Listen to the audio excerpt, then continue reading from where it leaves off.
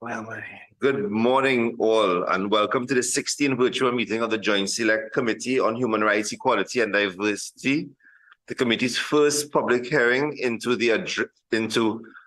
addressing the effects of period poverty in Trinidad and Tobago. I would just like to go through a few guidelines. As we know, it's a virtual meeting. I'm hoping that for this JSC, this would be our last virtual, which would be a trickle off of the effects of the pandemic. And from the next meeting, we will be going an in-person meeting. The key guidelines are as follows, reminding participants that it is a virtual meeting and we have to follow by the rules as follows. Making sure that you mute your microphone when you are not speaking to help keep the background noise to a minimum. As we have all done already, adjusting our camera so that your face is clearly visible. Ensuring that notifications from your cell phone or any other electronic devices in your vicinity are muted during the course of the meeting. Members of the listening and viewing audience are invited to post or send their comments via the Parliament's various social media platforms, our Facebook page, our Parview, the Parliament's YouTube channel, and Twitter. I would like to facilitate the introduction of all stakeholders present today, and you guys can go ahead to I would like to introduce the Ministry of Education, the Ministry of Health, the Office of the Prime Minister, Gender and Child Affairs, and the NGO and advocating group for the alleviation of period poverty, Crown Hill, Trinidad and Tobago. My name is Dr. Muhammad Yunus Ibrahim. I am the chairman of this committee, and I would invite members to introduce themselves as we move along. Senator Member John, would you like to start? Sorry. Yes, Chairman, I missed you there. You were asking, sorry, for introduction. Just introduction. All right, my name is Jillian John, member. Thank you. Ms. Kojo Lewis. Good morning, everyone. I'm Shampa Kojo Lewis, member.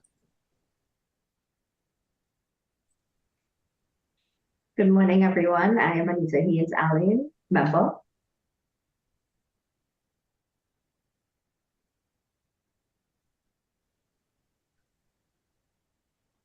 Mr. Scotland, Member Francis.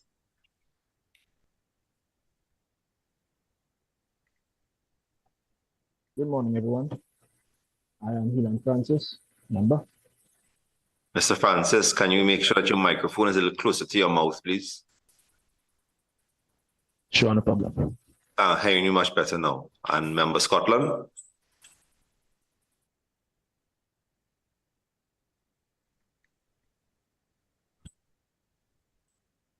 Is that up?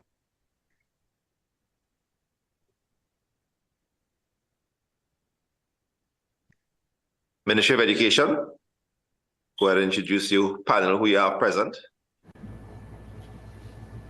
Good morning, everyone. Chairman Anna Singh, Director of Curriculum Planning and Development, Ministry of Education. Good morning, everyone. Jasmine Ramota, School Supervisor 3, attached to the Victoria Education District. Good morning, everyone. Dr. Ayinka Nis Carrington, Manager, Student Support Services Division. Pleasant good morning, everyone. Karina Henry Carrington, Guidance Officer to Acting Policy and Environment. Thank you very much. Can we move on to the Office of the Prime Minister, Child and Gender Affairs? Hi, good morning, everyone. Vijay Gangaprasad, Acting Permanent Secretary, Gender and Child Affairs. Hi, good morning, everyone. Shalian Hart, Director, Gender Affairs Division. Hi, good morning, everyone. Dr. Ayana Subro, Technical Director of the National AIDS Coordinating Committee Secretariat. Hi, good morning. Mr. Milka Sanatan, Assistant Director, Gender Affairs. Thank you. Can I get the officials to introduce themselves from the Ministry of Health? Thank you. Good morning, everyone. Stephen Boudram, Deputy Permanent Secretary, Ministry of Health. Good morning, Dr. Adesh Sejusing, Director in the Directorate of Women's Health. Good morning, everyone. Dr. Roma Brijlal Nagasa, Manager of Medical Research and Audit at the Directorate of Women's Health. Welcome. I would like to ask, with the lead of Crown Hood Trinidad and Tobago, to go ahead and introduce herself, and also her members can follow thereafter. Thank you, Chairman, Senator Dr. Mohammed Yunus Ibrahim, members of the Joint Select Committee on Human Rights and Equality. Good morning to the members of the Ministry of Education, the Office of the Prime Minister, and the Ministry of Health. I am Dr. Nadira Rambokas. I am the President of Crown Hub, and I have with me Mr. Yashpal Kisu and Dr. Satri Mutula. Welcome all. I would just like to remind the public and all present here that the objectives of this inquiry is to consider the effects of period poverty on the human rights of women and girls in Trinidad and Tobago, and to assess the potential measures that could be implemented in the public sector to address period poverty, and so to assess progress to date in the implementation of such measures. The committee inquiry in addressing the effects of period poverty in Trinidad and Tobago. This is an exploratory inquiry to bring a level of awareness to the topic of period poverty. We ask everyone on the street, you ask somebody, what is period poverty or what you're doing today? So I'm attending a Joint Select Committee on Period Poverty, and we are all lost. So this is a very much of a exploratory and educating session. As such, the aim of this inquiry is, and the committee, is to gain an understanding of the problem of period poverty and to identify ways in which it could be addressed. The public hearing will be used as a forum to discuss with stakeholders the effects and prevalence of period poverty in Trinidad and Tobago, and the ways the public sector can contribute to effectively addressing period poverty in Trinidad and Tobago. My question is, on my statement in my introduction, is, are we behind time? When we take a look at 2020, Scotland has legislated all women in the entire country to have access to free feminine products. In 2021, New Zealand, Zambia, Uganda, South Africa have provided for at least 3 years products for students in all schools, and Brazil, as recent as 2021, free products to all disadvantaged women and girls. Should we be following suit based upon our findings? Does this affect our productivity as a nation? Does this affect the education of our minors? And does this affect both private and public sector productivity when it speaks to the loss of man hours and working time? So these are the type of issues that we need to take into consideration whilst moving forward. In stating that, I would like to have a maximum 2 to 3 minute introduction in the following order. I would like to ask, firstly, Mr. Vijay Gangapasad, the Permanent Secretary of the Office of the Prime Minister, Gender and Child Affairs, followed by Ms. Anna Singh, then Mr. Stephen Budram, and then Dr. Nadira Rambokas, in that order, to go ahead with their findings and knowledge and introducing the topic of period poverty as you see it from your corner. Thank you, Chair, and good morning again to all. We are extremely grateful for the committee's invitation to partake in this inquiry into addressing the effects of period poverty in Trinidad and Tobago. This is especially significant to our nation as we are still observing the 16 days of activism against gender-based violence. This commenced on November 25, 2023, with the observance of the International Day for the Elimination of Violence Against Women and Girls, and will end on December 10, 2023, with Human Rights Day. World AIDS Day is also observed during this period, December 1st. The campaign theme for 2023 is Unite, Invest to Prevent Violence Against Women and Girls.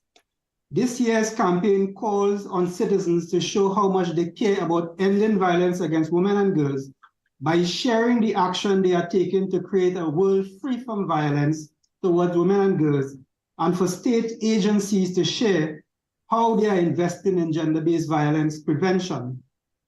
Gender-based violence is by far one of the most profound indicators of gender inequality worldwide, and unfortunately right here in Trinidad and Tobago, the data is overwhelmingly suggesting that women and girls are disproportionately affected.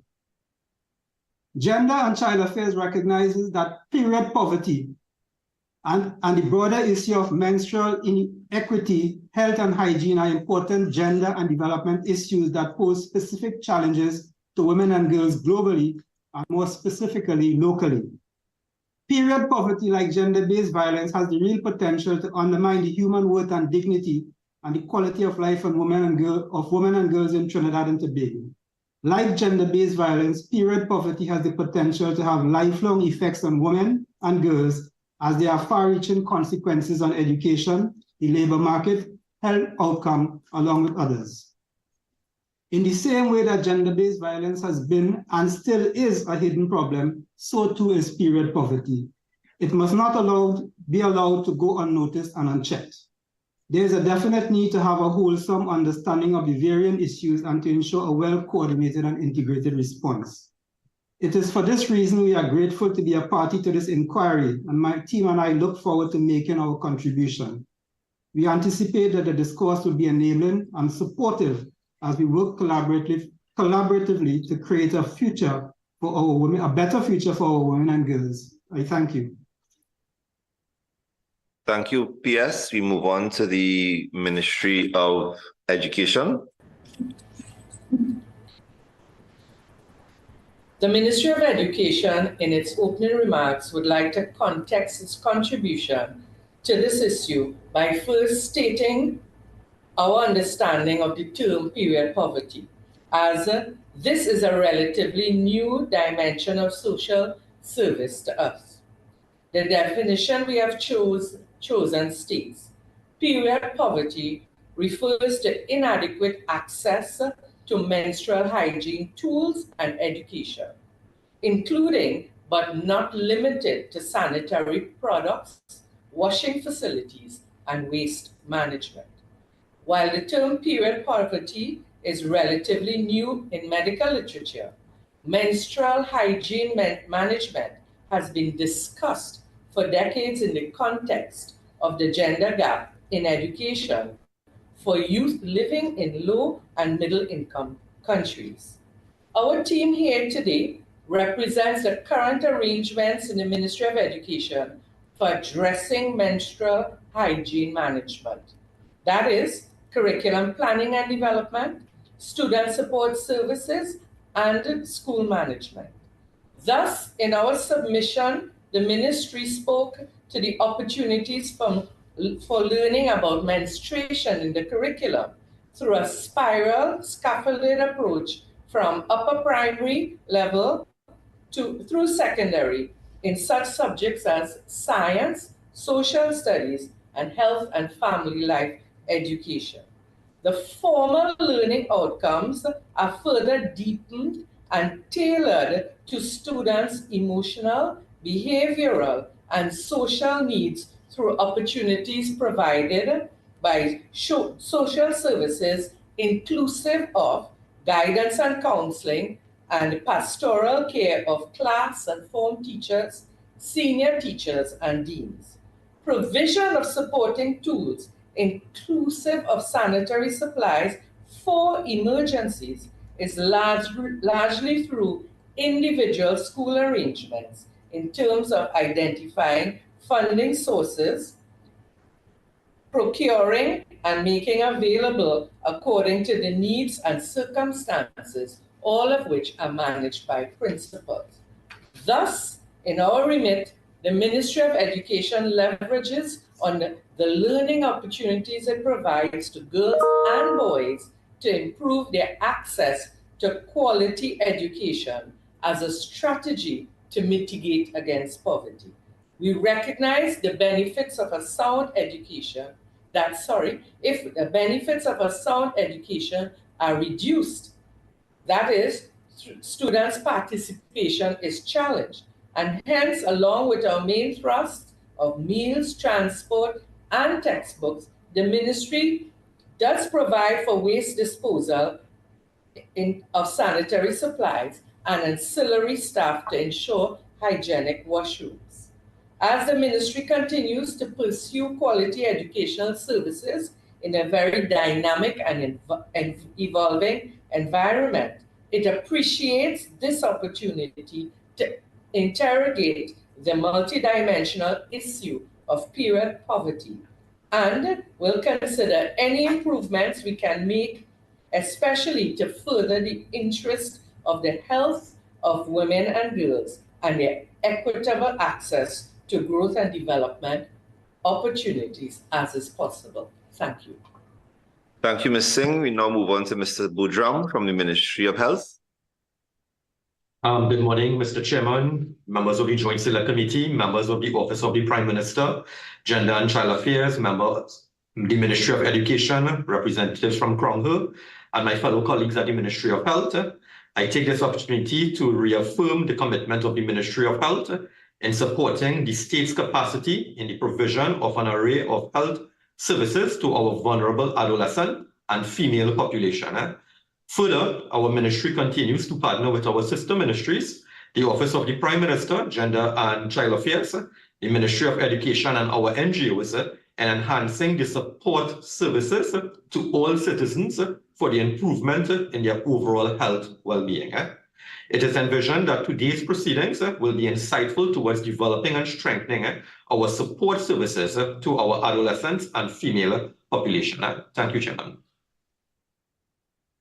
Thank you, Mr. Budram. We now move on to Dr. Nadia Rambokas from Crown Hill. Thank you, Chairman, and good morning again to everyone on the team. And we are Crown Hill, and we're dedicated in the support of the provision of at least one free sanitary product for all women in Trinidad and Tobago within the reproductive age of 12 to 52. We believe that this provision of adequate feminine menstrual product is a rudimentary need for every female in Trinidad and Tobago, and the actual beneficiaries of this initiative will include the entire female population, the government, as well as the overall economy. And we think that if women were to be given menstrual products, that the female population will benefit physically, psychologically, socially. The government can as well gain adequate information about its female citizens and aid in ensuring gender equality, as well as the economy will benefit from the increased number of women investing in initiatives that would otherwise be spent on purchasing menstrual products and other products to assist in their menses. Thank you, Dr. Rambokas. I would like to start with the questioning part of our morning, and it would start with Crown Hill. You would have had a chance to look through the survey done by the Parliamentary Committee, the Secretariat, which had a high level of overlap between your survey as well. Your survey pointed towards 1 in every 2 females or thereabouts with the ratio that were in period poverty and who did not have access to. Regarding the comparison of period poverty in Trinidad and Tobago and other countries around the world was noted in your survey. Trinidad and Tobago, the prevalence was 53%. Our policy achievements thus far is VAT-free period products. Kenya had 65%. Their policy achievements is where they amended the Basic Education Act in 2018 to provide free sanitary towels to all government schools. Our island Jamaica within the region had a 42% with VAT-free products being their policy. Barbados, 33%, same VAT removal. United Kingdom, 17 to 20%. Free period products in Scotland, Period Products Provision Act was done in 2020, and in New Zealand, 12.5% prevalence with free menstruation products for all female students for a period of 3 years since 2021. Crown Her Trinidad and Tobago has explained that efforts were in progress in collaboration with the Office of the Attorney General to address period poverty towards a proposed solution via the provisions of at least one free sanitary product for all women in Trinidad and Tobago within the reproductive age. And that is actually a good start. In your submission, pages 5 to 8, numbers 2 to 3, and pages 27 to 29, appendix 2, can you enlighten us in a two-part question? When did Crown Her begin to work with the Office of the AG on addressing period poverty? And secondly, what specific advice has Crown Her submitted to the Office of the Attorney General? And what has been the Attorney General's office perspective on this advice? We collaborated with the Attorney General's office approximately 2 years ago. Our objectives then were firstly to conduct a study, and I must commend this Joint Select Committee for taking the initiative to do a national survey.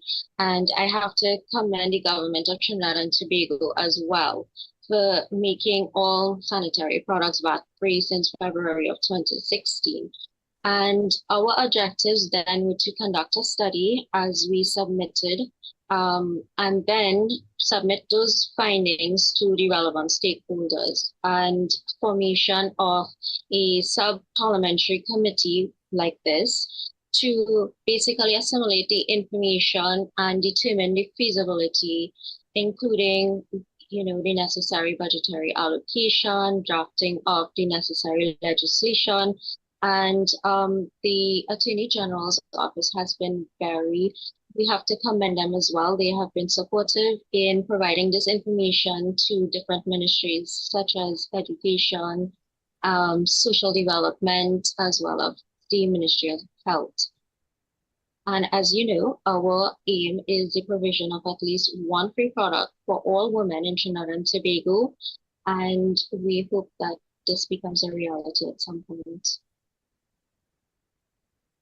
Dr. Rambokas, as a follow-up, as of May 2023, the price of period products in Trinidad and Tobago covered the following ranges, yeah? From our research, the menstrual pads to tampons ranges from 83 cents to $2.88 each. Washable pads, $35 to $70 each. Menstrual cups, $135 each. Globally, pandemic-related supply chains problems led to an 8.3% increase in the price of menstrual pads and a 9.8% increase in the price of tampons. Has any comparison been made between local prices and those charged for period products outside the country? So yes, we did compare some of these prices. And again, I have to commend the government for being forethinkers in making period products VAT-free since February of 2016. But because of how some of these international brands are packaged in terms of, for instance, in the United States, there might be a pack of pads that may be sum of 64, and in Trinidad and Tobago it is packaged differently, it may be 32. But because some of these products are VAT-free, they are on par with international costs or somewhat reduced. Is that a pad-to-pad or a product-to-product comparison, or have you broken it down via like a single unit versus a single unit? Per pad packs, as in a pack of pads, maybe 16, 18, 32, 64, it's per pack. So we try to compare other countries, but because they are packaged differently and different products are made for different regions, we have found the cost is either the same or somewhat reduced because we do not have value-added tasks. And I would like to just bridge off here a little bit when it comes to, anybody can actually pick up this question. When we take a look at our survey, the findings showed that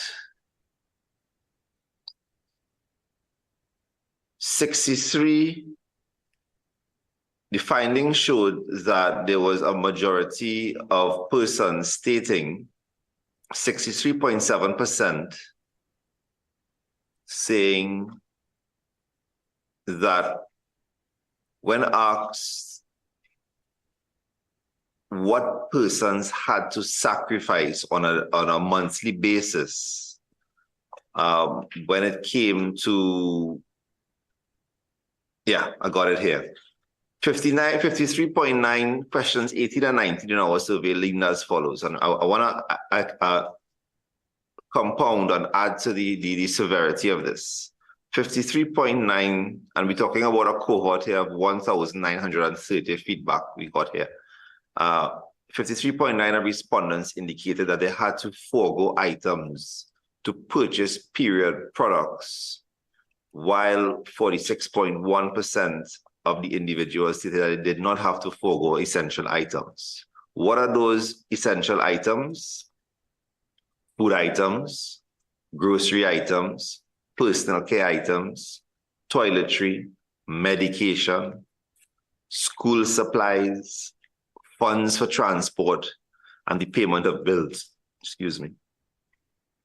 We see here that although we are on par to par, Dr. Rambukas, that you stated from part to part from our country to the next, and if it is we watch more developed nations or first world nations where the prevalence of period poverty was even smaller by a third of our prevalence. I'll be watching 15% versus a 55% ratio. What we're seeing here is that people have to pinch pennies for their dignity in Trinidad and Tobago.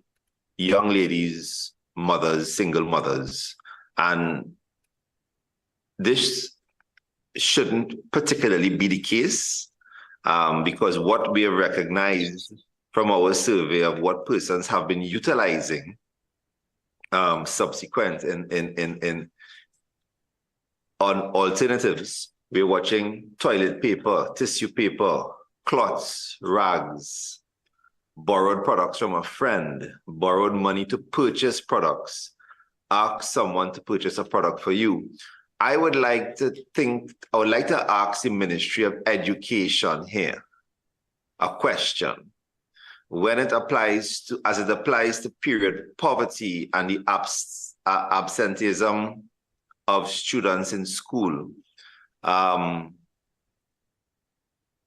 does this affect the children's education? Because what we've seen here is that persons have had to either miss work or kids have to miss school.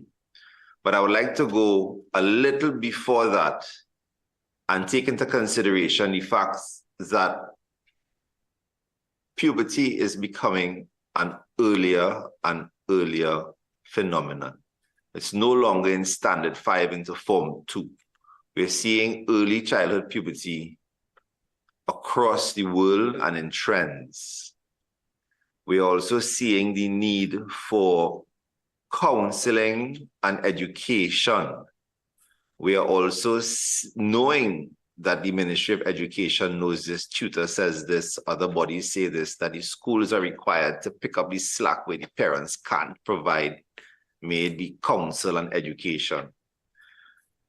With this change in dynamic, what processes do you think should be put in place for earlier counseling, clearer education, and availability of products with training for young ladies or prepubertal ladies coming into this new awareness of themselves? So, Ibrahim, can I just say that your findings in your survey coincide with ours? You guys found 53% indicated they had to borrow or change their period product. We found 55% indicated they had to borrow or change their current brand of period product. 51% indicated they had to improvise or use alternate products such as toilet paper, napkins, paper towel, and rags. And the vast majority of women indicated that schools and workplaces do not provide them with menstrual products. And 99% believe that these products should be made available in these spaces. Our group has gone into schools, for instance, primary and secondary schools, to educate individuals about menstruation, menstrual hygiene, and a proper sanitation. We're actually working with the Ministry of Education, especially their curriculum board, in accordance with the WHO guidelines with respect to educating young females about their appearance, how to basically change their sanitary product and basically dispose of them adequately. So I'm hoping that with the ministry that we can basically standardize the quality of education with the curriculum board. Yes, I would like to thank Dr. Rambo, because I would like Ministry of Education to take a bite out of that question, and then we would move on to a question to member heads. Okay. As indicated in our opening remarks, we do address the matter of students' development, and in this case specifically, the aspect of menstruation period in the curriculum formally. So from standard 4, you're looking at around 10 plus. That topic is broached through the in the science curriculum and in the HFLE curriculum in the area of puberty, and going forward also in the area of sexual health. That is the formal aspect of it. However, the more personal discussions amongst girls or one-to-one or small groups is done through interventions of our guidance and counseling services that are available at every primary school. So I'm looking at the earlier years that your concern indicated to. And of course, we have what we call homeroom form teachers and so on. I'm not saying that we are necessarily exhaustive in our efforts, but the Ministry of Education certainly has provisions that it utilizes to address the education of the students. In terms of the supply of products on an emergency basis, that is done at the school level through, as I indicated, a variety of source fundings and sources, be it fundraising, be it sponsorship or donations. But there are, as we have indicated in our submission, no direct funding to be able to provide such, and we do not provide as a quota, so to speak, only as needed in the case of an issue that arises during the day. Is there any other aspect of the question you would like me to speak to? Well, you did touch on certain aspects, but I mean, in your submission as well, you spoke about the availability of nurses from regional centers coming in to speak to schools. I personally see this as something that needs to be done on a regular basis. Like I said in my run up to this question, the schools are expecting more is expected of schools now. And just looking into the future, would you be looking at expanding your counseling services, the one-on-ones where children will be more comfortable to speak to a nurse? And, you know, when that time happens, if it happens before anticipated, just to create that level of comfort within the school that, hey, you can come to the office and, you know, we will sort you out. We will take you into consideration. I'm just asking your point of view on that. So I'll refer this aspect of your question to Dr. Carrington Lewis, the head of our Student Support Services Division. Good morning, everyone. Good morning to the chair. Definitely. We continue to support our students in various ways in our guidance curriculum, and definitely we reinforce the whole issue of poverty, being aware of who I am, being a girl through this particular curriculum. We have also at times, consult with the different nurses to instruct our girls in this particular area, and we get that type of support from there. Our guidance officers who are assigned in primary schools, either individually or by cluster, they also address this topic of menstruation, sometimes even before the age of 9 or 10, because as we know, children develop differently at different rates and stages. So yes, they would continue to get that counseling support, and we would definitely engage more collaboration with the district nurses to come into the schools to provide this level of counseling, not only for our students, but also to help us with our parents. We do have our individual counseling sessions by our guidance officers, and they also continue to support our students who are going through different psychological, emotional, and personal changes at this time of their development. Thank you, Member Haynes. Your hand has been up for a while. Thank you very much, Mr. Chairman. Good morning again to everyone. Good morning to everyone who's tuned in to our discussions here this morning. I would like to just congratulate the members of Crown Hill for the work that they've done so far.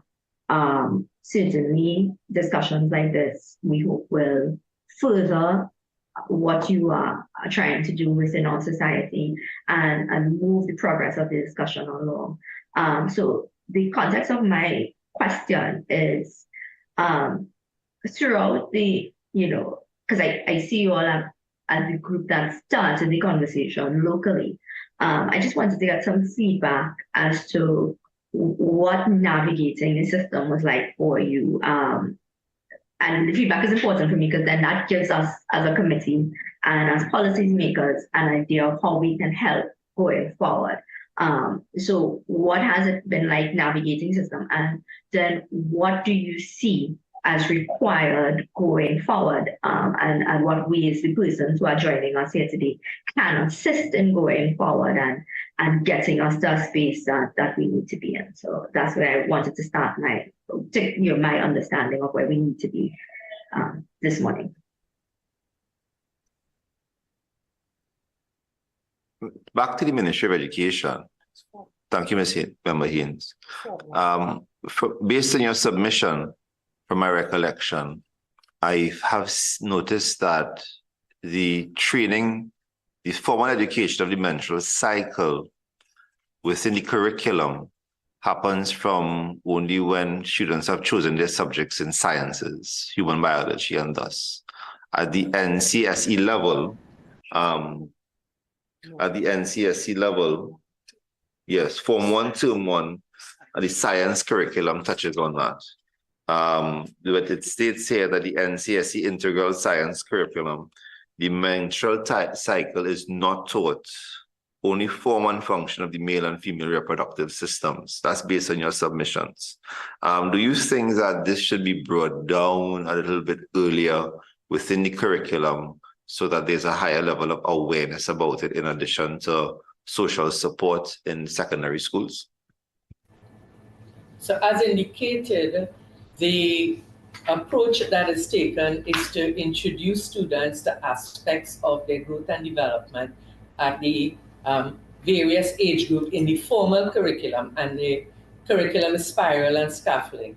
I'd like you to know that science is compulsory for all students of 1 to 3, so it is not about choice there. We do speak to, at the formal level, we begin to distinguish between male and female in terms of the organs and so on. So in that case, we wouldn't get into the actual menstrual cycle at Form 1, but we do speak to students and offer the counseling, the pastoral services in other arrangements as indicated through the guidance counseling, through the deans, through the pastoral care of form teachers and so on. But as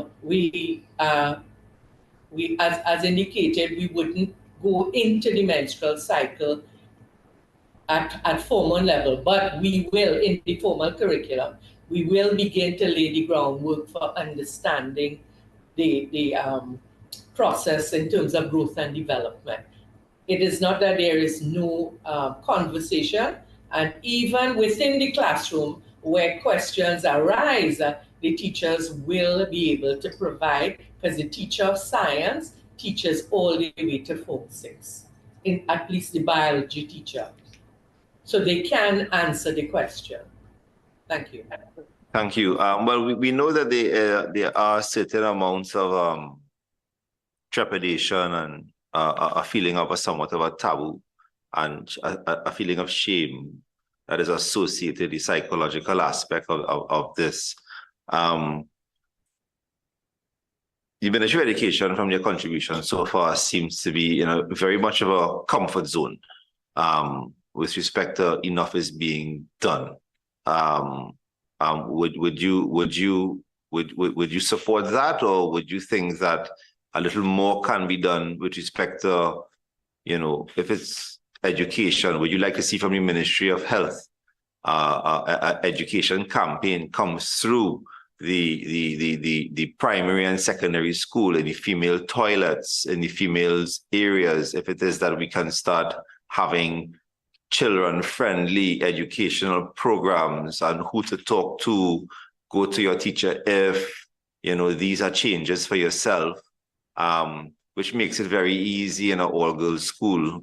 But at the same time, some level of integration from the Ministry of Health aspect, and also cooperation from them to make nursing staff available for counseling purposes, so that this topic is brought to a certain level of awareness where, there is no shame.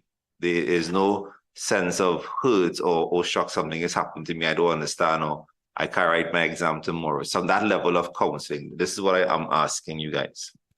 So no, certainly there's no comfort in terms of the resources and the services that we can provide. We certainly would welcome more frequent collaborations, because we do have the collaborations, but in terms of the more frequent systematic collaborations are always welcome. And for sure, if there are opportunities to provide and augment supplies to students, that is certainly also welcome. The ministry also is mindful that our students come from homes with different persuasions in terms of what is seen as the role of the parent, what is seen as the role of the other social services. So we do appreciate that medical staff addressing will provide a different level of information that might be seen as more acceptable, and it will also be considerate of the teachers in terms of the scope of what they also have to engage with and be sensitive towards. So as you have indicated, Ministry of Education is quite open to any augmentation of services and products. Thank you. I'd like to recognize two hands being up to be asked in those orders. First of all, Dr. Rambokas, followed by Member Haynes. Thank you, Chairman. With respect to the age of onset of menstruation from our study, we found it to be approximately age 12, but it can be as early as age 9. And we have been visiting schools, both primary and secondary, and some of the kids do not know what tampons are. They think R and L are right and left, not regular and light. they do not know how to care or manage their menstrual periods appropriately, or how to dispose of these menstrual products, as well as some of them have no idea what a menstrual cup is. And I have to commend the Ministry of Health, the Directorate of Women Affairs, because they have set guidelines. They've done a lot of work with respect to, women and pregnancy, and setting guidelines with respect to high-risk pregnancies. So there needs to be a collaborative effort with respect to the two ministries. And we also have submitted an education series in collaboration with the Ministry of Education, which I'm not sure that they are aware of, with respect to the topics of menstruation, minimizing the stigma and the taboos associated with menstruation, with respect to menstrual hygiene, how to care for products, and how to dispose and care for reusable products as well. Would the ministry like to comment on it being in receipt of these or aware of what was been submitted? Or if it is that you haven't, would you be open to receiving it to formulate the way forward? Sir, we do have overtures from Crown Home in terms of a systematic program, which we have recommended, and we have identified schools for their intervention. They have asked to be able to address students, and they have asked to be able to provide product samples. So we are aware of that. We are aware of their study, which is really more 18+ students, and we have their information. We do not have, either from the Parliament or from Crown Home, any research that speaks to the actual in-school population being researched, and we are mindful that if we are going to, any research done with the in-school population has to be coordinated through the Office of the CEO, but with the express consent of students, because we are parents, because most of our students are minors. So we appreciate that Crown Home has made overtures, but the systematic intervention is what we have responded to in terms of their discussions with us. And we look forward to seeing how that engagement will unfold. Noted. Member Haynes. Thank you. To the Ministry of Education, from your contribution here this morning and your submission, I know we've been speaking a lot about the curriculum and what is currently being offered. But given that we're talking about period poverty and we're discussing in large part what happens when you cannot afford products, if you're unable to attend school, you're unable to participate normally in society because of the inability to afford the products so that you can, I think my question is there any, as far as you're aware, I know it may not come down to the Ministry of Education and maybe a Ministry of Finance function, but it's just a question of awareness that there's any data collection and analysis of how many students may be missing classes. Because, in the same way we assess persons who can't get to school because of school transportation, can't get to school because of, access to books, etc. If you can't get to school because of access to period products, then that I think is equally concerning. And so is there any consideration in terms of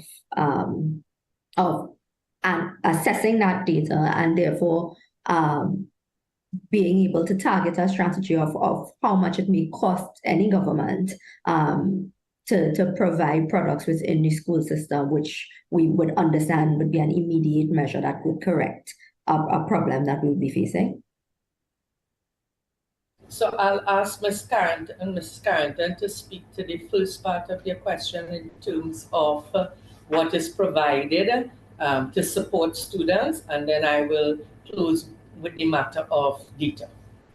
Yes, to the chair, for students with respect to puberty, sometimes as early as standard 3 it may begin, not necessarily with a whole class, but it may be a select intervention based on students who may be going through these changes. But of course, by secondary school, as a Form 1, the whole, with respect to group guidance, adolescent growth and development is spoken to. So it would speak to the issue of those changes, that this is what happens with boys, this is what happens with girls. So the issue of menstruation will come up, not necessarily in detail, but it would come up. And individual schools are aware that young ladies may not always be aware. They may have their period earlier than expected. So individual schools usually have a supply that if something were to happen to a young lady, they know I can go to the office, or I can go to my form teacher, or I can go to someone else. They know who the persons are. And usually form teachers in their homeroom periods, they would speak with students about these kinds of issues. We encourage, in guidance personnel would encourage students to speak with your form teachers. Find a trusted adult on the compound that you can go to should a challenge arise. So I hope that speaks to or answers the question raised. So admittedly, as we have indicated, there is no direct funding to ensure that each school has a supply of products. It is at the school level, but I can assure you that at every school, whatever the arrangement is, products are provided, but for emergency use. And so if you come to school and there's an issue, you can get support. But to say that we would be able to ensure that the child has products to be able to come to school every day, or or over the weekend or whatever, we will not be able to say that. With respect to data, we have not picked up any data that links absenteeism to the period. We have an opportunity to so do with our school climate survey, and that is one of the considerations for the next cycle planned for next year, February. We do pick up absenteeism data, but we have not picked it up in relation specifically to the period. Thank you. In the following order, I would like to have the question asked by Member Cujo Lewis and then Member John. Thank you, Mr. Chairman. Good morning once again. From where I sit, Chairman, I recognize that the bulk of our time has been on dealing with the Ministry of Education and looking at it from a school children perspective.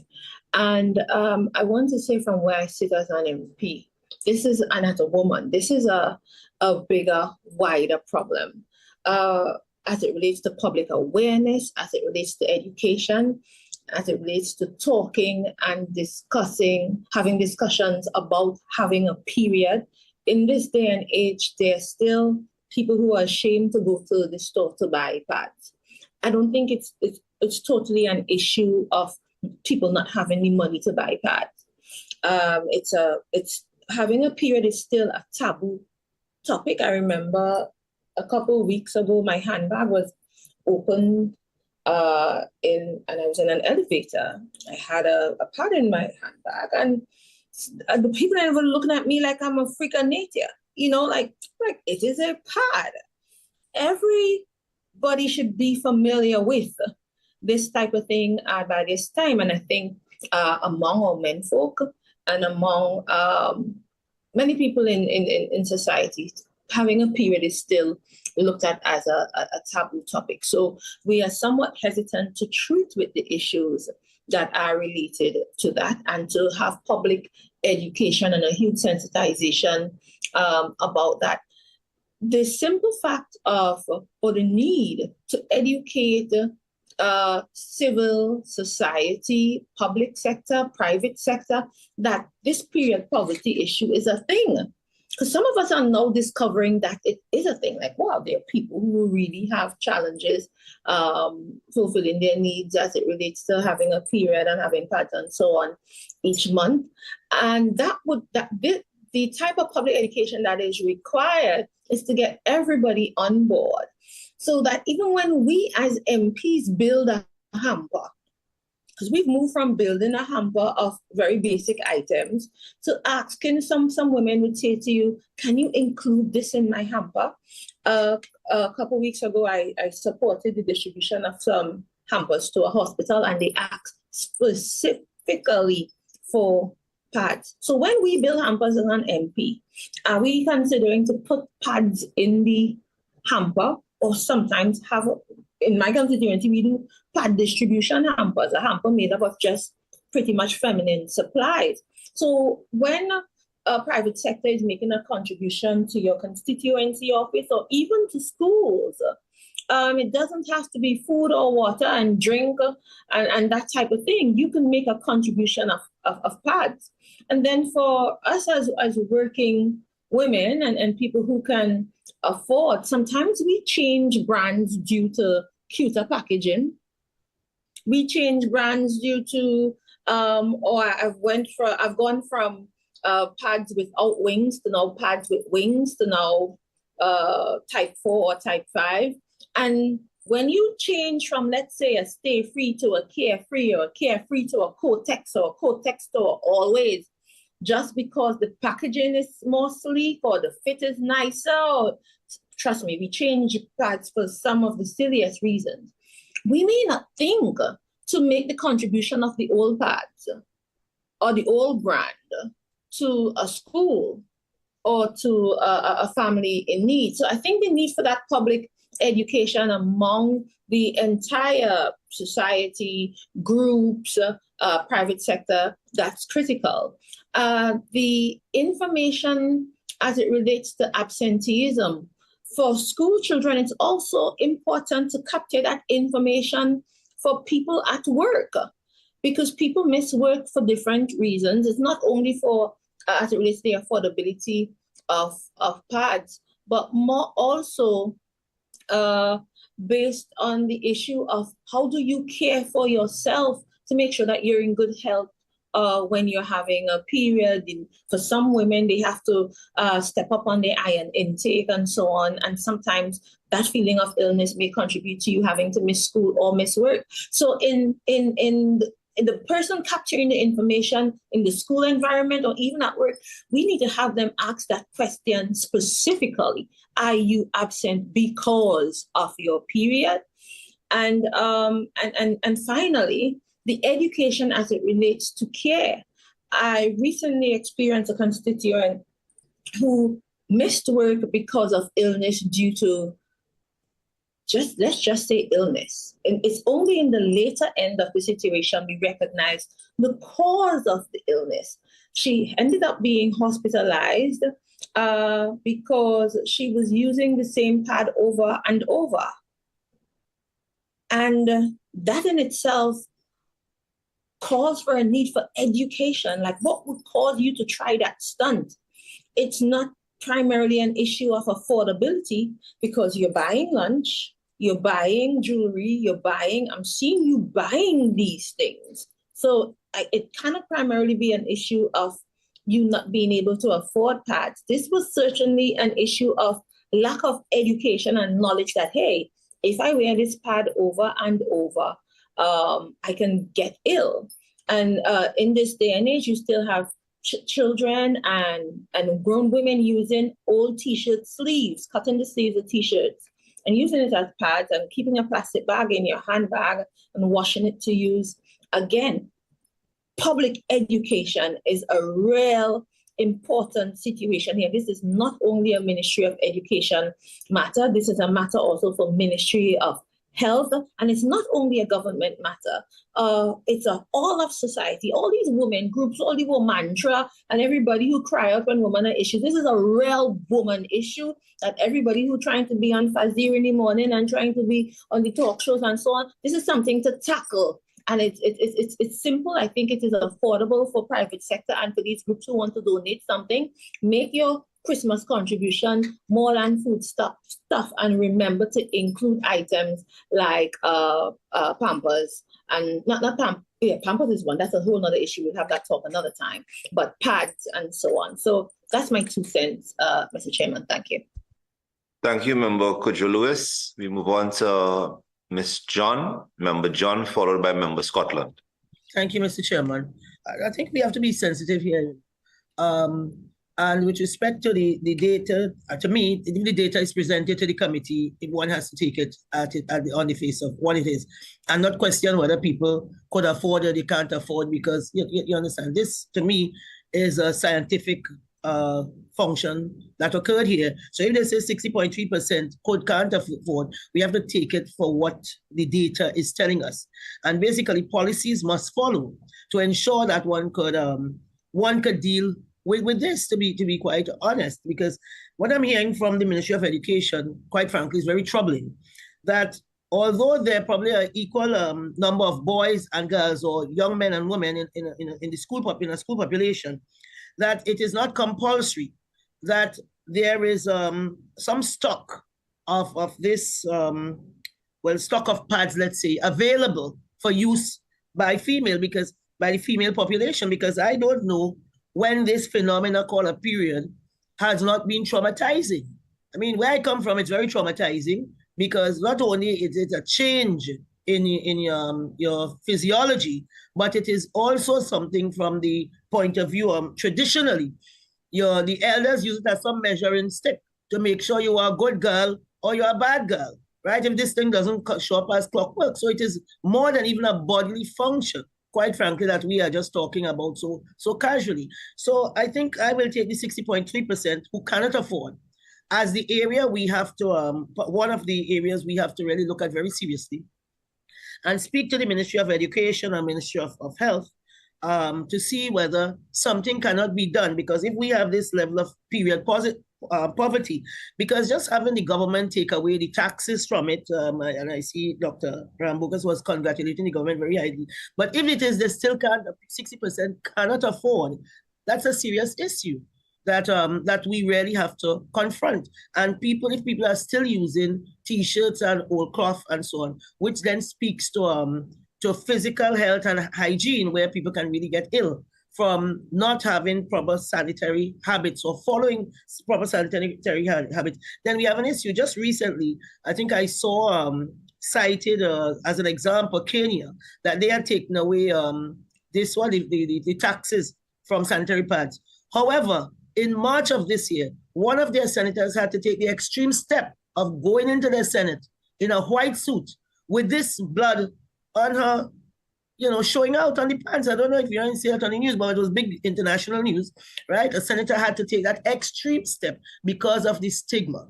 So it's not even whether people know whether L and R is left or right. You just want to know whether you could get it or not get it. Can you afford it or not afford it? And again, we have seen where over 50% have to make substitution choices. There's an opportunity cost. Can I afford transportation, or can I afford a pad? From a very, very, very, something that comes to you, something you have no control over. I suppose if most women can't control over it, they may not even have had it, to be quite honest, because of all the trauma that it brings with it. So, it's a broad-based statement that I've made, but I'm hoping that we could really approach this subject with a little more sensitivity and really take the data for what it is, that 60%, 60.3% of our population cannot afford. I think that's a serious issue. Thank you. Member John, your comments are most welcome. Can I ask Member Scotland to make his contribution? Chairman, good morning again. The concentration of efforts and the indication as it relates to the females, I think, Chairman, it's important that males and the male population, even from their schools, be sensitized as it relates to the phenomenon of the female period. It is something, Chairman, that I think we have not concentrated on enough. I don't think that it has been addressed in this work. And I think that it's very significant and very important that the males, both from school level right up, be sensitized to this phenomenon that their counterparts, their female counterparts, may be experiencing. It just may be an education issue. It may be a sensitization issue. It may be an information and education issue. But it's not just about females alone. I think, Chairman, respectfully, through you, that the sensitization of the males is as important as that of the sensitization education of the females. And I would like to get a response on that, please, Chairman, as to, well, one, if it is agreed, and two, what steps are being taken, please, Chairman. And I thank you for my first contribution. Thank you, Member Scotland. At this point in time, I would invite both the Ministry of Health and the OPM to weigh in on the last three comments made by members.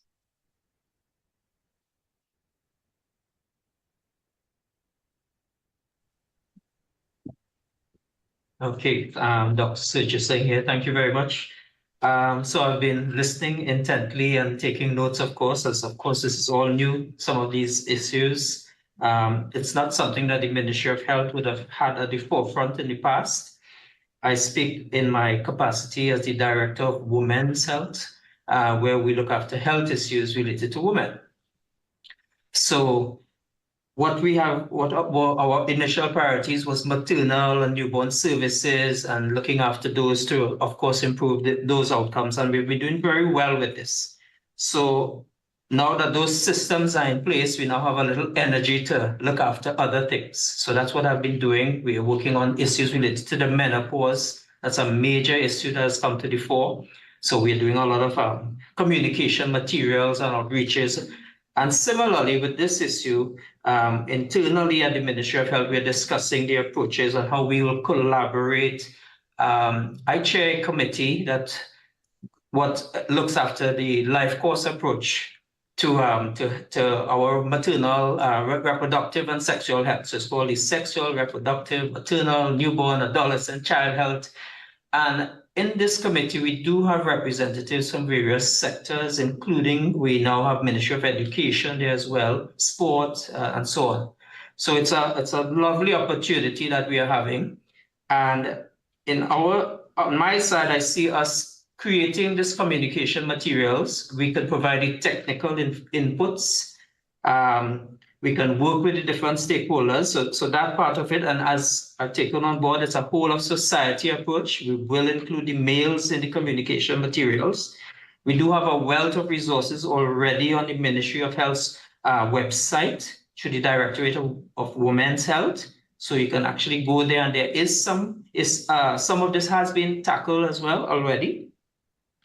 But stepping back a bit, I'm trying to look at treating the root cause of some of the problems. I think that's something we're probably missing in this.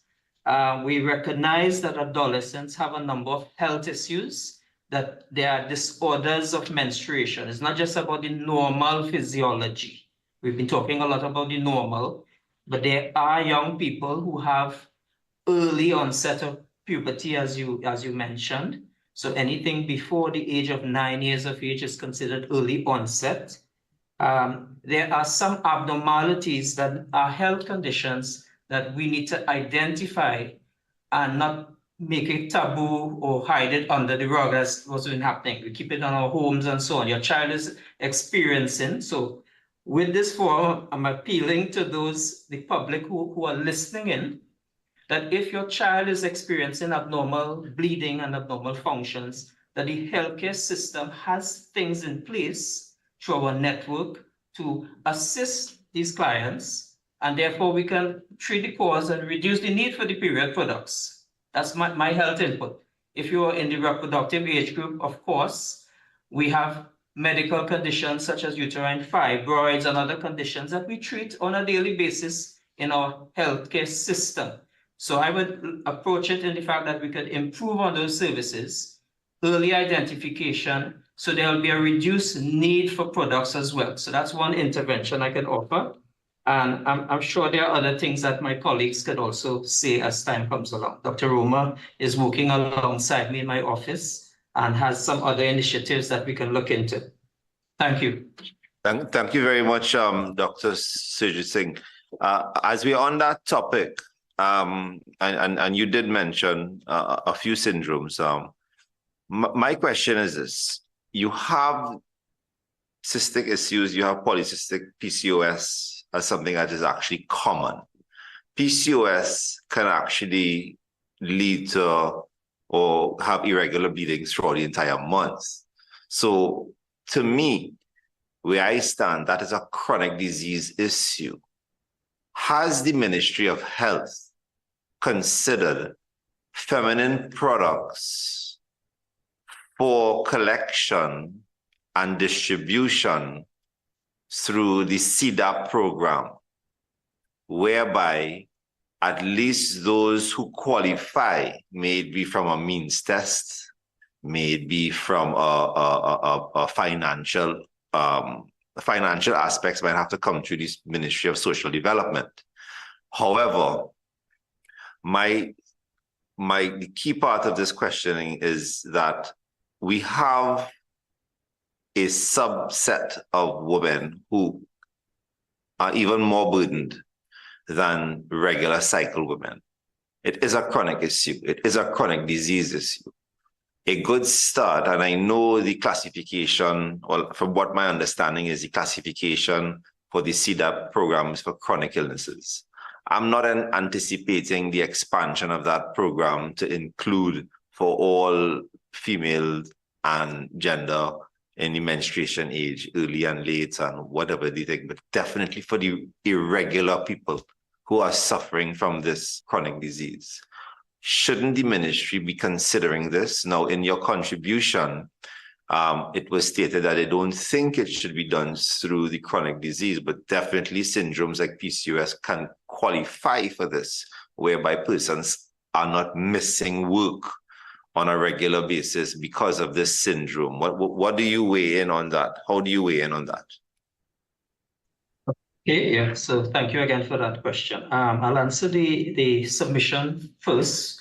Of course, at the time we produced the submission, we would have answered the question as to what particular products are available on the CDAP program. But of course, the whole point of the exercise now is to look at things and have internal discussions. So that is something we will be taking on board and having our own internal discussions, how best to administer the supply of products. What we do, however, that currently in the system, there is a supply of sanitary products for patients who access inpatient services. So for example, we have a supply for persons who come to our emergency departments, patients who deliver in hospital, maternity units, and so on. So we do have a supply that is procured already. That's the existing system. There is also a system that for any issue, not just for sanitary products, for persons who cannot afford it, there are mechanisms in place, if identified, of course, through our social work department and other support services, that we can assist with monetary aid in procuring products, whatever it be, that is outside of that system of supply. So those are areas that we can look at. Some things we've been having some internal discussions. We could also look at supplying a greater supply of pads, at least to take home for patients who are on discharge and so on, something we didn't consider before this topic came up. For maternity patients, those are things internally we can look at as well. Thank you. Thanks again. Before we move on to any other contribution, and I would like to open some questioning to the OPM. What is your point of view, Dr. Adesh, concerning my question as it applies to syndromes of chronic disease for the reproductive system and the inclusion of pads and napkins and products within the CDAP mechanism. Right. Okay. So of course, it's not as simple as one syndrome, as polycystic ovary syndrome, for example, maybe one of them, but there are several different disorders that do cause abnormal uterine bleeding. So in a medical sense, I look at it as the approach of treating the condition to ensure that the patient has a regular menstrual period that is reduced in the frequency and the duration and so on. So again, individualized treatment will be needed rather than a blanket approach. I think that would be a better use of resources rather than just to select supply pads and name it a condition. We can treat those clients, identify them through the normal healthcare mechanisms, and apply specific approaches for the different conditions that not only include polycystic ovary syndrome.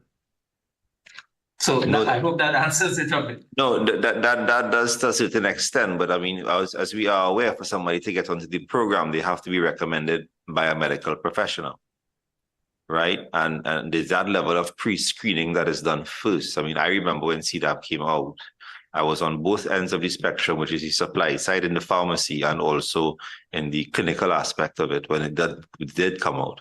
So doesn't the mechanism work with respect to screening by a healthcare professional primarily for someone to qualify as and within that process, from what you are stating, there is within the ambit of that, there is the possibility of treatment of whatever syndrome may be occurring on a chronic disease level. Yes, I don't quite fully understand the direction we're headed, but maybe Roma might have a better answer to this. So thank you. Good morning, everyone. Thank you, Dr. Surjit Singh, and good morning to the chair. So yes, as you're saying, the chronic conditions and other conditions such as endometriosis, uterine fibroids, we at the Ministry of Health, we would provide the service as Dr. Surjit Singh was saying, to treat the condition so that it would reduce the amount of sanitary pads needed. And this is how the Ministry of Health could assist in alleviating the effects of period poverty by providing the treatment to reduce the blood flow and the amount of pads needed. I don't know if that answers your question.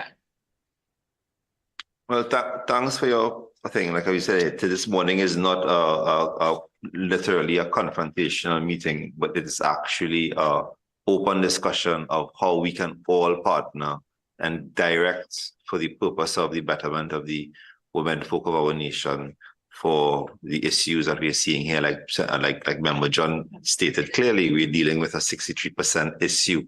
I would like, before I ask Dr. Rambokas to come in, to get the OPM's stance on the matter. What we are seeing here, once again, Mr. Pierce, once again, is the need for a coordinated mechanism from maybe your ministry when it applies to education of the topics, both on how Member Scotland placed it with respect to a sensitization issue, Ministry of Health issue, a Ministry of Education issue, and it would apply also with respect to those persons receiving subventions from the Ministry of Social Development. Where do you all stand on the approach of this topic at this point in time? Thanks very much, Chair, for allowing us to take part in these discussions.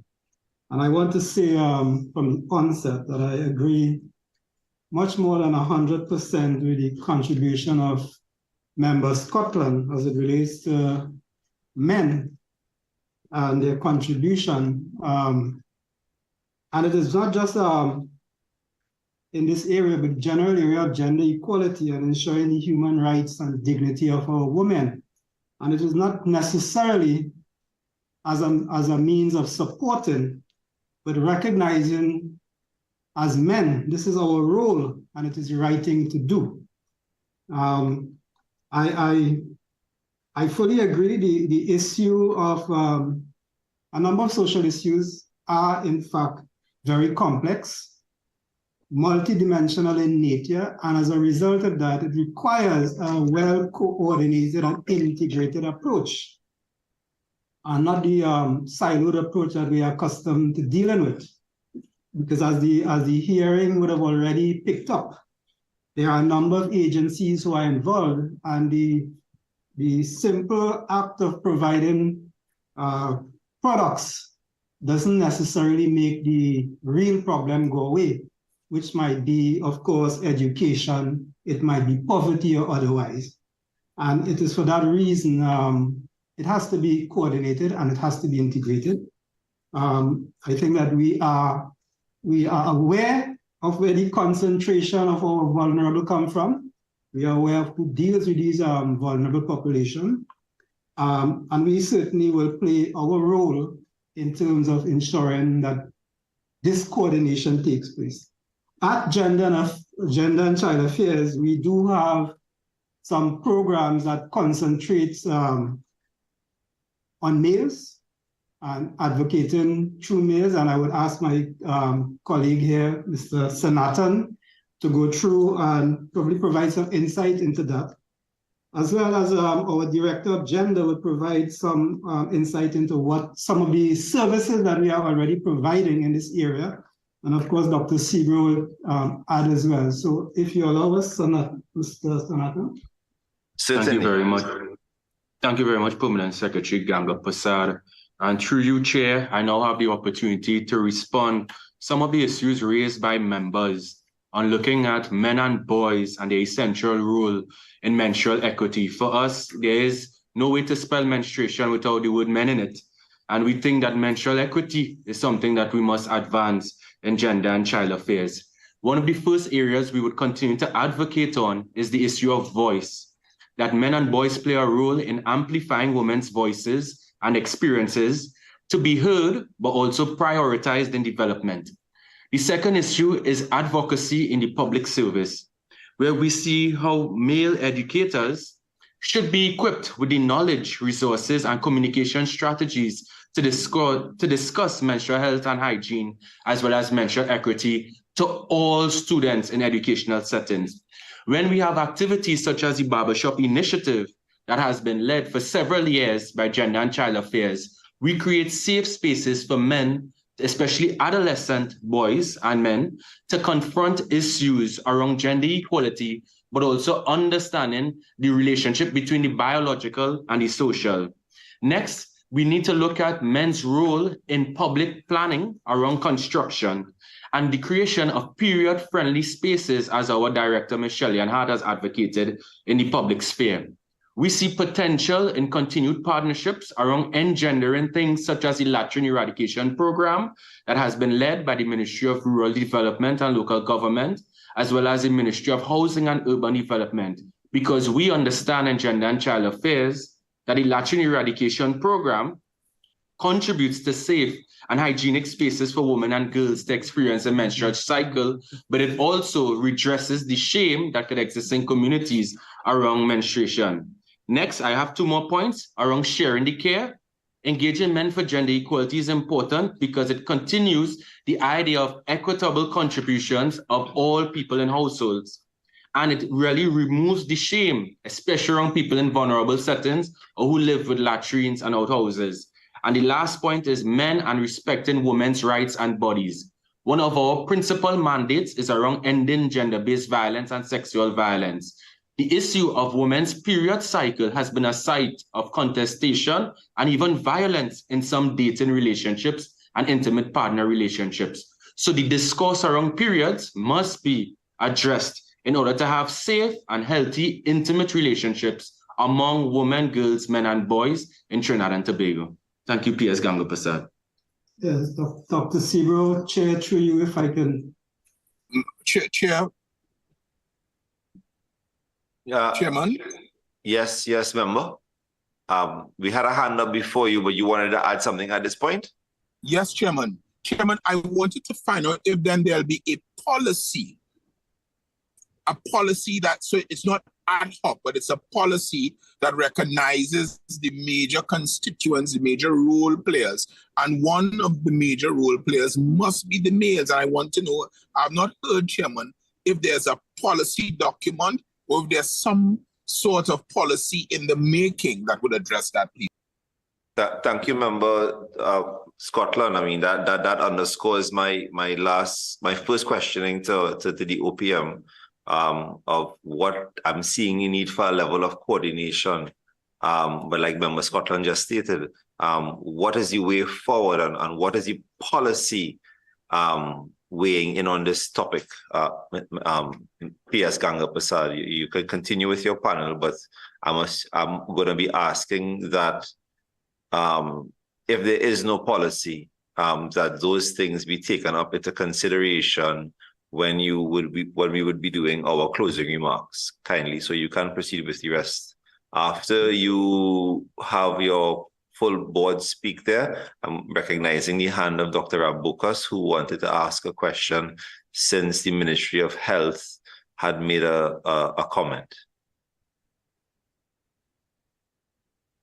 So, good morning, Chairman. Good morning, colleagues. Thank you for allowing me to be part of this presentation on period poverty. I would like to share a little bit in terms of the advocacy coming from the OPM Gender and National AIDS Coordinating Committee for the education on life skills for all youth-facing organizations, which is one of the things that has come back in the discussions in the HIV policy. The National AIDS Coordinating Committee, as you know, is a coordinating committee and works with all of these forward-facing ministries and organizations. And we have worked with the UNFPA in the first instance this year to provide for the rollout of 2 iterations of the out-of-school comprehensive sexuality education toolkit, in which there's opportunity for this issue to be raised in a greater way. At this time, so there's opportunity for us to scale up how that is being done for organizations that engage with young people, as well as we have currently been working with our Ministry of Education colleagues in some of the life skills programs. In this particular year, the HIV helpline has been working, for example, with Ministry of Health in terms of activities that they have done for CCC. And that program also is being looked at, reviewed to see how we can be more comprehensive in terms of the issues being brought to light for the young persons in those programs. So there's definite opportunity for us to be able to scale up how some of the young people experience and get educated on this matter. So before I ask our Director of Gender to go ahead, I know the issue is on point. I think that maybe we can address it at this time. We do have the National Policy on Gender and Development that was approved by Cabinet for implementation in the form of a green paper, I think. And under the thematic area poverty alleviation and social protection, there are items there that would suggest that the issue of period poverty can be, I want to use the word guardedly, adequately addressed, but certainly it allows us to ensure a coordinated approach utilizing the policy. But in one of the areas, which was to integrate gender analysis into national poverty reduction strategies in order to understand the nature of poverty being experienced by women and girls. Also to foster gender-sensitive community approaches to poverty reduction, including in the areas of bulk buying of commodities to reduce vulnerabilities of the poor, to develop gender-sensitive public education strategies to raise awareness amongst women and girls of available resources. Additionally, the policy promotes the development of gender-responsive health system that improve health outcomes, especially for women and girls. These are, and also to promote men and women's equitable access to appropriate, affordable, and quality health care. These are just some of the items that appear under the gender policy. my admission here is that maybe some of these items are not being aggressively pursued.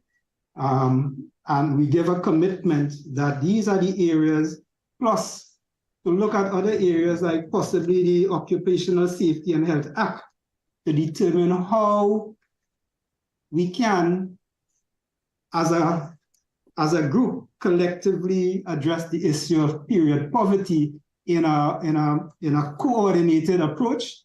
And certainly that is something that we give a commitment to further advancing. Chair, again, through you, I'll just ask my colleague here to just give a brief idea of what we have been involved in terms of reducing that period poverty gap. Good morning, Chair, and to all, and thank you for having us at the Office of the Prime Minister. And just to highlight some initiatives that we have supported around the issue of period poverty and other gender issues. As far back as 2016, for commemoration of particular international observances, the Office of the Prime Minister, through Gender Affairs Division, had partnered with civil society and private individuals to provide care packages, which include feminine hygiene products. So in the packages given, to build on what Minister Kojo would have mentioned earlier, it is included in hamper packages when we go forward. Well, it is included now since 2016. And we have supplied it to domestic violence shelters, included as well as the women's prison and other vulnerable communities. Most of our work has been supplying it in terms of a disaster context, because we know many times when disasters occur, many persons donate food hampers, etc., and do not take into consideration the specific needs of the subgroups of the population, women and girls, particularly around the issue of menstruation, as well as babies, small children, etc. So our hampers are designed or include items to cover those special populations. In March 2021, we would have distributed approximately 100 dignity kits, and this was in partnership with UNFPA, a international developmental partner, and these dignity kits provide basic material for women and girls in vulnerable situations. So domestic violence victims, people living with HIV, those who are financially vulnerable, etc. And included in the dignity kits are menstrual products, both disposable sanitary products as well as reusable sanitary products. We would have also partnered with UNFPA in 2022 to distribute 200 of these dignity kits, and they would have been distributed to civil society organizations who work in the area of gender and development and provide services and other initiatives for the most vulnerable. So we'd have done that in March 2022. And then, of course, again in December 22, for the 16 days of activism, we would have given out kits to non-governmental organizations such as Roots, Shattered and Not Broken, Chosen Vessels, and other agencies, inclusive of organizations in Tobago, a sister island, to ensure that at least the most vulnerable during disaster or other extreme situations that they are provided for. We are currently awaiting a receipt of more kits by next week, donated by UNFPA. And these, of course, will be split between the two islands of Trinidad and Tobago. And our strategy here would be partnering with the regional corporations to have the different regional corporations have a certain amount so that they would have it on standby for when there's situation of emergency situations, be it flooding or any other story, any other case, so that they will have those as backups. We also provide support through our one-off grant committee to NGOs that work in the area. So through our one-off grants committee, NGOs, faith-based organizations, etc., can obtain a one-off grant or funding to help do initiatives surrounding this issue. Thank you very much. But you know, in light of what you're saying, and it's around a lot of support and relief, you know, what we're looking to do and to achieve in the long run is a long-term sustained approach, because this happens every day, every night, between the ages of at least 9 to 55 is the cohort we're dealing with here.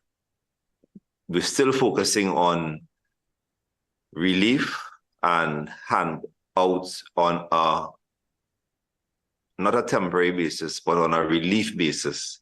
What from the OPM, taking a look at some of our objectives here, what are the feasibility or what is the possibility of doing what jurisdictions such as Kenya, United Kingdom, and New Zealand has done?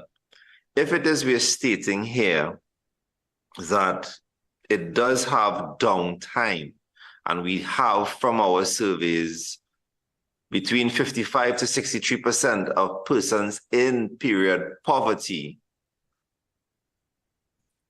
In Kenya, we had amended the Basic Education Act in 2018 to provide free sanitary towels to all government schools. In the United Kingdom, in Scotland, Period Products Provision Act, free period products in all schools. In New Zealand, free menstrual products for all female students for a period of 3 years since February 2021. And that one is of high interest to me, because if it is, we are stating that it is being met with a certain level of taboo. If we come out and we try to educate, we try to provide services, we seek to have counseling and active education happening. This is a standard 3, goes straight up to standard to Form 5 education on all sides, both spectrum counterparts, male, female. We're talking about doing parenting within the schools that we don't have at homes, educating the national community and having a level of awareness across the board. What is the feasibility of doing what New Zealand is? What is your thinking on that? Free menstrual products for all female students for a period of 3 years, to see if it does really affect our productivity, to see if it really does affect regularity in schools, to see if it really does affect regularity at the workplace and the yielding of higher levels of productivity within public sector. These are the thinkings of where it is. And I asked all, starting with the OPM, of the levels of thought and feasibility of these measures. Thanks very much, Chairman. I would say my view, it's highly feasible. It is something that certainly is worth considering, ensuring that these products are universally available to women and girls, with an emphasis on ensuring that the most vulnerable in our population are reached. And certainly it would require, as our policy did indicate, to have continuous research. We would, some of the information that are provided thus far in the research necessitates a deeper dive into some of these things to fully understand, example, the economic cost to the country in terms of period poverty, like they did for violent crimes, so that it would definitely be more of a driver to convince or to easily convince of the need to have a universal service offering period products.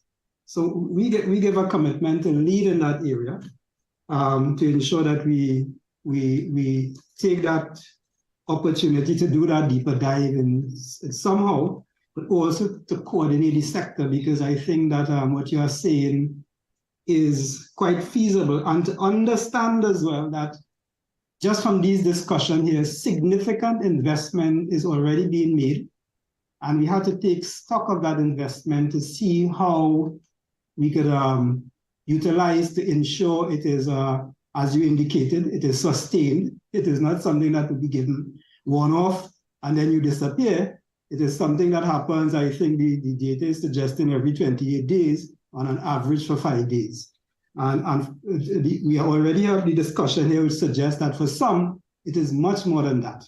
Yeah, so that clearly we would look into these matters because we believe that some level of smarter approach to the way we delivering service may also be one of the options that we are looking at when we look at all that is happening. Certainly, Mr. Pierce, thank you for your contribution. Before we go to Dr. Rambokas, I would like to recognize the hand raise of Mr. Helon Francis, and it's going to be his maiden contribution in this joint select. Mr. Member Francis. Thank you, Mr. Chairman. I listen to everyone, and from my perspective, we are taking a very systematic approach to dealing with this. One of the reasons I think this hasn't been dealt with at any time is... Member Francis, can you just raise your voice a bit or just be a little closer or for some clarity on your mic? You're coming across a bit muffled. Oh, I'm sorry. Can you hear me now? Wonderful. Go ahead. Okay. Yeah, I've been listening to everyone, and I can't help but notice that there's a very systematic style in which we want to deal with something like this. Now this is the forum, which I understand. But one of the reasons this hasn't been dealt with is mainly because of the taboo, mainly because of the lack of empathy, I think, towards a situation so sensitive. And I also agree with our member, Keith Scotland. We should probably focus a little bit on our male perspective towards period poverty. But I believe our main direction should be the empathy it places towards our women. See, this can be very challenging to our young women in a learning environment. And the sensitivity of the topic doesn't register in people's minds to have a conversation about it.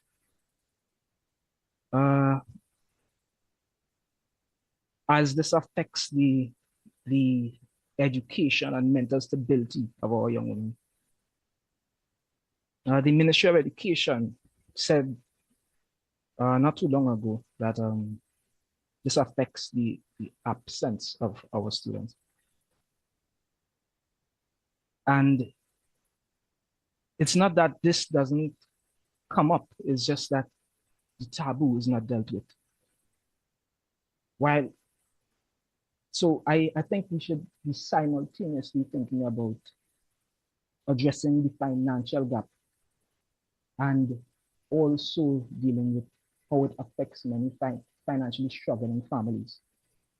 You know, creating that sense of empathy and not forgetting our direction when dealing with something like this. Thank you. Thank you so much, member. Dr. Rambokas, your hand has been up for a while. Thank you. I just want to reiterate, Dr. Ibrahim, that what you said, I agree totally that regardless of whether or not you have a normal period, you have an abnormal period, whether that is removed. A survey and our academic study shows that period poverty exists. And not only that, the cost is cumulative. So we found that the cost of average medication per month is $50. The cost of a doctor visit on average is $600. That children and persons who skip school or work, the average is about 2 to 3 days. And your survey found that there is also women who skipped work. Their loss of income was either less than $1,000, and some of them were between 1,000 and 3,000. And we are suggesting, firstly, that there is a devised comprehensive educational standardized system for both males and females in both primary and secondary schools. We know that you need to work in tandem with different NGOs, foundations, companies, at least so that they provide free menstrual products to their female workers, that provisions be made, either it be in legislation, through subsidization, that free products be made, as well as sanitary bins in at least primary and secondary schools, that certain provisions be made in either the social welfare grant system, or maybe the chronic disease assessment program to include free menstrual products for female recipients, either by increasing the social welfare grant or adjustment in the criteria for these grants. So these are some of our suggestions we'd like to make. Thank you, Dr. Rambukas. I believe you started to delve within your closing remarks, which we may be going on to very soon. But I mean, this being a public inquiry and seeing that we reached out to the public and we got that amount of feedback from them and they took the time to survey, I think it's best that, you know, this is the people business and I read out for the purpose of public interest a few comments that were submitted alongside the survey. I will start off with a public submission by Miss Nanan.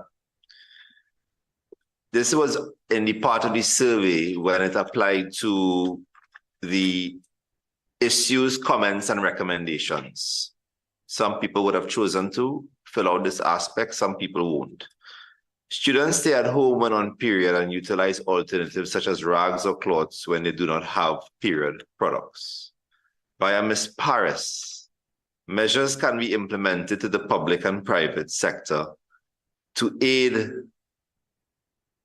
in eradication of period poverty, such as education. Girls should be educated on reproductive health and normal body changes through puberty. Education should be aimed at groups prior to menstruation so that girls are equipped with the knowledge of how to care for themselves during menstruation and the psychological and the physiological and social impact of the same. Resources such as school nurse facilities can facilitate lectures at the primary and secondary school level to ensure age-appropriate content of material. She goes on to say that health and sanitization, hygiene is important during menstruation. Access to water and sanitary products will help maintain physical health of women and girls. Ms. Hossain stated, period poverty has severe impacts on physical and the mental health of individuals. There is a need for research and data collection to be done by the government on period poverty in Trinidad and Tobago. She highlights that there's a need for a multifaceted approach to period poverty, including subsidizing menstrual products, advancing educational programs, and advocating for policy change. Briefly, I will state, Ms. James, period products need to be more affordable. Offer hygiene supplies free of charge for both girl and woman, both in workplaces and in schools.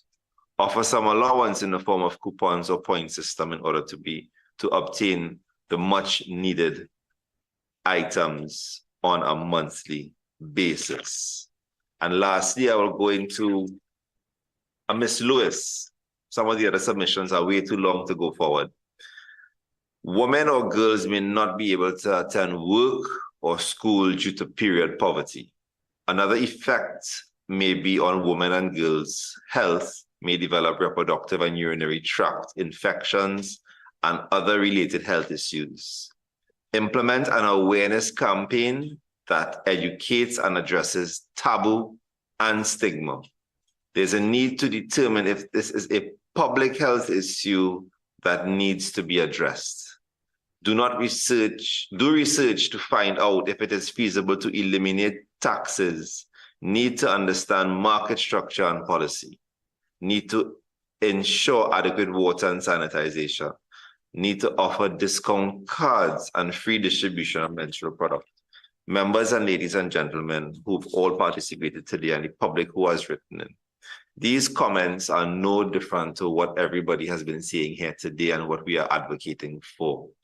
We have a chance to make a stance, to start making a product available that can even raise our index when it comes to gender equality issues across the world and increase our standing as a nation as to how we distribute and how we control gender equity. I would like to thank everybody today for participating, and I would like those persons who attended today in the following order to make your brief closing comments, although you have started to get into it already. Let us go with Mr. Ganga Prasad for the PS of the OPM, followed by Ms. Anna Singh from the Ministry of Education, followed by Mr. Stephen Budram from the Ministry of Health, and lastly, Dr. Rambokas and her team from who is the president of Crown Hill. I now invite closing comments, Mr. Ganga Prasad.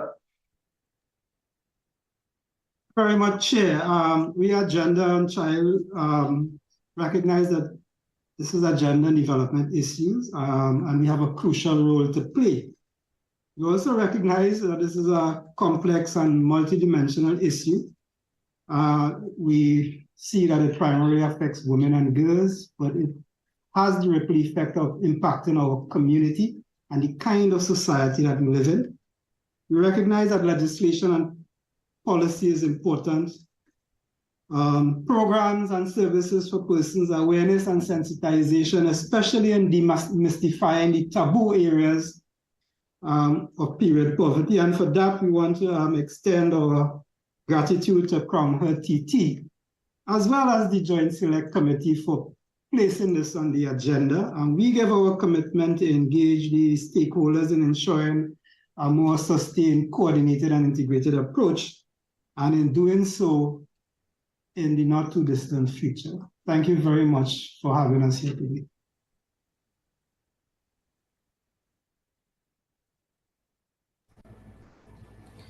The Ministry of Education certainly appreciates the opportunity to engage in the interrogation of this matter of period poverty, especially having perspectives from other ministries and our stakeholder Crown Hill. We recognize our role in providing data, empirical data that may allow for baseline and further studies on the matter of period poverty, but considering a wide range of factors that may be more than just the availability of sanitary products. And so we take that on board as a consideration going forward. We also see the relevance and necessity to have systematic collaboration in terms of a support and awareness campaign. And we believe that the issue through the lens of not just menstruation hygiene, but the idea of inequity, possibilities of deepening the gaps in terms of socioeconomic status and real poverty, those are considerations that the Ministry of Education will have to take on board and deepen the conversation with its internal and external stakeholders. We thank you for this opportunity.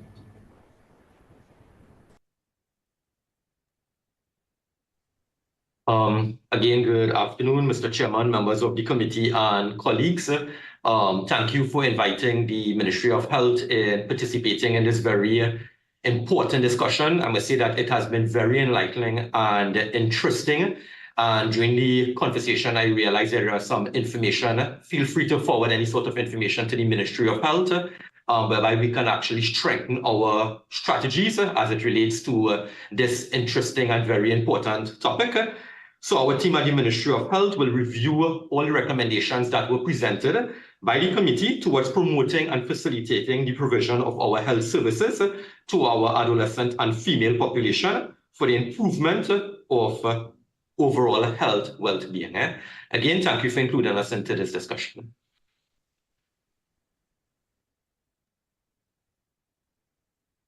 I would like to thank Senator Dr. Yunus Mohammed Ibrahim, as well as all the members of the Joint Select Committee on Human Rights, Equality, and I would like to thank the various ministries, the Office of the Prime Minister, the Ministry of Education, Ministry of Health, for giving us a voice.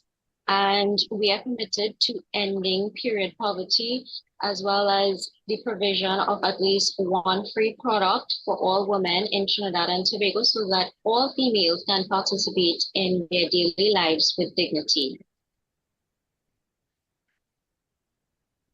Thank you very much. I would like to thank all officials for your contributions today. I would like to thank the members of the public, when you accumulate the two studies, the over 2,000 individuals who made their input, and of course to all members of the committee and the parliamentary secretariat for making this morning's proceedings such a success.